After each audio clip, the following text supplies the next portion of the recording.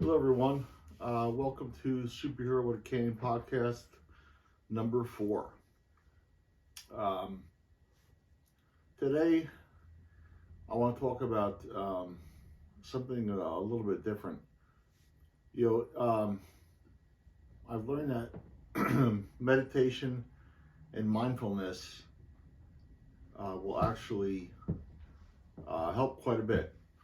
Now, you may be floored to hear me talk about something like this, but um, living with multiple sclerosis, living with disease can be pretty anxiety producing, stress producing, if that's a way to phrase it. Um, one of the symptoms of multiple sclerosis is depression and anxiety. There's times, I do quite a bit. I exercise, I go to physical therapy, like I just mentioned, I practice meditation, mindfulness. I've been doing that. But there's times where, for no reason, there's just so much anxiety, and I don't know if that's, that could be with any disease, any chronic illness. Maybe it's just the worry about the future, the stress of, the financial burden that can be put on you. We're currently living on disability, and my wife's working full time, but yeah, things are tight, so that creates stress. And I don't know, the one thing that I'm not exactly sure of is anxiety and depression a a symptom of MS because of the neurological part, or is it spurred on by all these other factors? It could be, a combination of the two of them. So I anyway, I learned about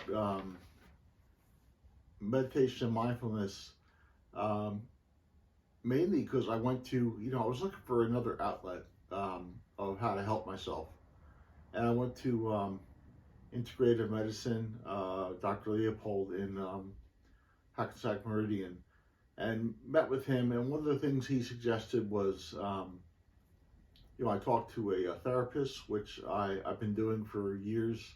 I took a break and now I'm back, which helps tremendously just to have an avenue to vent what you're thinking.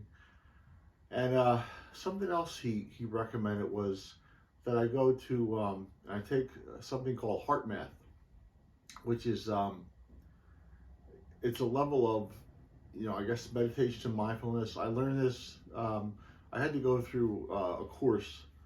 I can't remember how many weeks it was. It might have been, 6 to 8 weeks, something along those lines. Um, and heart math is really like learning how to breathe to calm down your body. So what you do is in heart math, and I'm going to do I don't know if I'm going to do the best job explaining this because I'm certainly not a doctor or a psychologist. But I learned, first of all, I learned years ago by Googling and somebody telling me about, I would have trouble falling asleep. So I Googled sleep methods, and someone taught me about the 4-7-8 breathing exercise, where um, you breathe in for 4 seconds, you hold your breath for 7 seconds, and then you exhale through your mouth for 8 seconds. And going through this process um, puts you in a state where you actually, it's called the sleep breathing exercise, I believe is what it's called. It's called the 4-7-8 breathing exercise. And by doing that, it actually helps you fall asleep.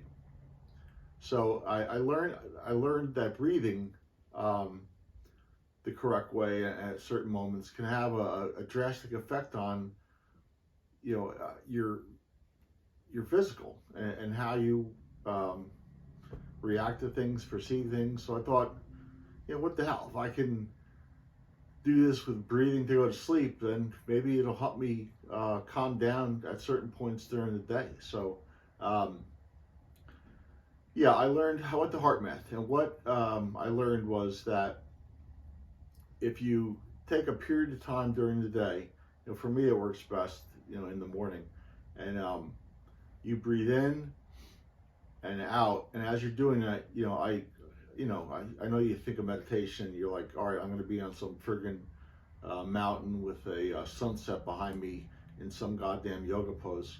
Um, Excuse me. But no, I sit on my couch with my hoodie up.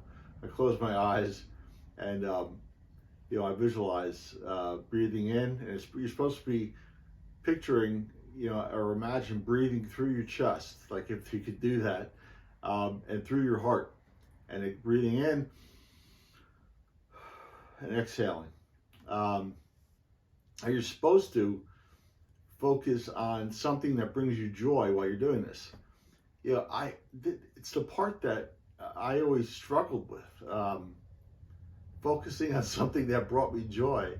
I focus on things I thought brought me joy, but as I'm going to tell you in a few minutes, that wasn't the case. So, but I did practice HeartMath. I went to the classes in the morning. I would sit there with my hoodie up, and I'd breathe, usually 3 or 4 minutes. I try to do it in the afternoon too if I could. And I try to focus on something that I thought brought me joy. So I did this for a while, and then I stopped somewhere along the way. I'm not sure why. I just stopped. And so recently, I gotta look at my notes because I'm freaking forgetting this. So recently, a friend of mine,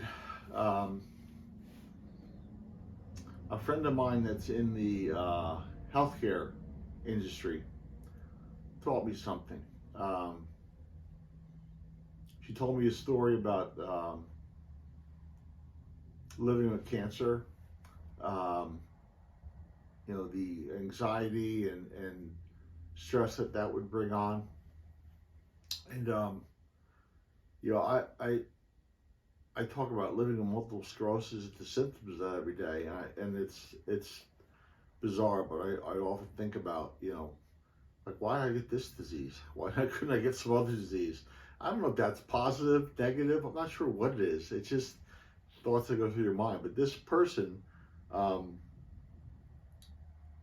had cancer, and she had to have surgery to remove parts of the cancer that affected her. During this process, like after her rehab, she learned about a method. She learned about a frequency called the 528 Hz frequency. Now, I'm going to go off on a tangent here, and I'm going to try to explain this the best I can. She learned about it through whales. She loved to scuba dive, had gone on a trip where she happened to be scuba diving, and there were whales out present in the ocean or wherever she was, and she where else would whales be? Not like they're going to show up in a lake, right? So yes, the whales were in the ocean. The whales were behind a cliff. So the whales were in the ocean, and the noise. If you ever listen, if you're watching, however you know this, if you've heard the noise that whales make, it's very peaceful. But something that they operate at is it's called a 528 Hz frequency. It's a frequency that is very healing, and is supposed to be put your mind at ease. There have been studies about this. It has to do with its effect on the endocrine system. I don't really know what that means, but all I do know is that it makes your brain relax a bit, puts you at ease. So what I started doing was like anything else. I Google the heck out of 528 HZ frequency, and there's all sorts of music, like meditation music, that is recorded at this frequency. Um, I found out again through a friend that uh, John Lennon believed in this frequency so much that when he recorded Imagine There's No Heaven, he recorded it at the 528 frequency. So I've been Googling, how does 528 frequency affect the brain? Um, I've been finding music. God, I'm tired. Um, I've been finding meditation music to listen to. So what I started doing was, um, I started back with my heart math, and as I was doing my heart math, doing my breathing and focusing, I would Google 528 frequency music. And just this morning I was looking at it, and I know there's an app you could probably get that will give you I'm looking at my son as I'm saying this. There's an app you could probably get that will give you all these different sounds, and but I'm stupid. I just Google stuff and pull up what I pull up. I sit down on the app, I guess. So anyway, I've had options with what to listen to when it comes to the 528 frequency meditation music. So in the morning when I do my heart math, I put my pull my hoodie up, I close my eyes, I put on something that has the 528 frequency music, and I do my heart math that way. So I focus. So what naturally happened was all of a sudden, like the things that I thought would bring me joy didn't even enter my mind. Um, what entered my mind was in our old house, we had a pool, in the ground pool, which I absolutely loved. And I would go out there Saturday morning, Sunday morning, whenever it was, whatever free time I had, and I would clean the pool. I clean the pool, I check the chemicals, um, put the Polaris, the pool cleaner in. Um, I do all sorts of, skim it. So all of a sudden, as I'm putting this 528 frequency music on, and I'm focusing on my heart math, just this naturally just came into my mind about me skimming the pool, and I never realized until then, like how peaceful that was. How I guess it brings you joy. I guess it brought me joy, but I didn't have to think about it. I just was doing it, and so yeah, that's the thing that when I meditate and I focus, I put the music on. That's what comes to my mind, is that I'm actually back there in that moment, skimming the pool, cleaning the pool, um, doing all those things, and it just relaxes me. Um, Now, I'm I'm a big fan of like muscle memory. Um, I learned years ago when I used to exercise. I still exercise, so that's another thing maybe, but I do what I can. But when I used to go to the gym, I used to lift weights and exercise. I learned that when you're working out, your muscles, actually tear and have to be repaired. They rebuild. So that's like muscle memory. The same thing can happen with your brain. If you if you condition your brain to go there and to relax, to become a state, then I think like all the other things, all the other anxiety, depression, stress, um, naturally don't seem as bad. I'm not saying that this is perfect. I'm not saying that this is a cure for whatever disease you have, um, but it helps. I mean, I personally believe that, I think I've calmed down quite a bit. Um, I don't know if everybody in my family will say that, but I think I have. Um, when stressful situations pop up, throughout the day, maybe like a more of a sense of calm comes about you. Um, I think I've been conditioning my brain to go there, so I don't react the way maybe I used to, because I know it's no good for me. And yeah, I still have moments where I wake up and I have anxiety, and um, but it's not as frequent. It seems like it's not as bad. That this actually works, and there's science behind it. I'm probably not doing a very good job explaining it. All I know is that I've Googled my mouse all effed up again. I've Googled the crap out of the 528 Hz frequency, music, its effect on the brain, um, what it does to your body, and there's science behind it. I tried to read it and take notes about what the science is, and I just can't do it. It's too complicated for me to try to explain. And again, I'm not a scientist or a doctor, so that probably adds to it. But it helps. I'm a big believer in you doing whatever you can do to help yourself. Um, these are stressful times that we're under. And living with disease is no joke. Living with primary progressive multiple sclerosis is no joke. Every day, uh, every moment, there's a reminder of living with it.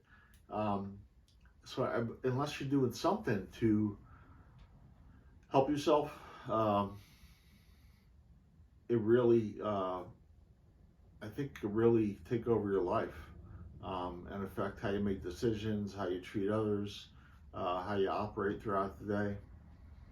What are we doing on time? Just about 18 minutes. Yeah. Okay. So, 18 minutes. I didn't even realize I was talking for 18 minutes. Wow. So, I feel like I'm not, even during this episode, I feel like I'm not as amped up as I usually am. Maybe because it's the topic. I don't know. I hope it's not boring. Is it too boring? No. Okay. Joe Rogan material. Joe Rogan material, he said. Okay. Well, anyway, for me, there's other facets besides medication. It's mindfulness, it's meditation. For me, I still, I do exercise. I get on my recumbent bike 5 times a week, and I do 20 some odd minutes. I have some exercises I do, and I go to physical therapy. So it's up to us to decide to fight, and the way we fight is maybe by taking it down a notch and allowing our bodies to adapt and heal, if that's something you could do. If someone, I went to my support group last week, and someone made the comment about, well, how do you meditate? Well, I don't know. I just think I explained it pretty well. Learn. How do you learn anything new? You fucking. I said it. I was going to try to get through a whole podcast without saying it, but I said it. You fucking read. You listen. You learn. I had to learn years ago when I was in sales and doing my seminars and training that I didn't learn by sitting down and reading. I learned by listening. So I used to buy every book on tape I could, and that's how I learned. I would drive. I would have be hours in the car at times, and every time I got in the car, there was something. That's back when you had DVD players. There was something in my DVD that was a learning tape, something I could better myself with. So how do you learn anything? You got to figure out what your best way of learning is, and be committed to it, and actually care about it. For me, I thought this was an important topic because, um, disease and living with multiple sclerosis are pretty um, stressful things. So, what can we do to adapt to it? Adapt something other than medication, and I believe that stress could. Well, it's everybody believes stress is the enemy of disease. It just can bring anxiety, depression, fear, you name it. So whatever we could do to combat stress or deal with our lives in a way that kind of allows us to chill out, I think it's important. So I think that's it for today. Um, anyway, I hope this benefits you. Um, if I didn't do a good enough job, please um, talk to your doctor about maybe, if you need to talk to a therapist, or you want to Google the 528 Hz frequency and how it affects your mind, do that. Google heart math, how to breathe and meditate.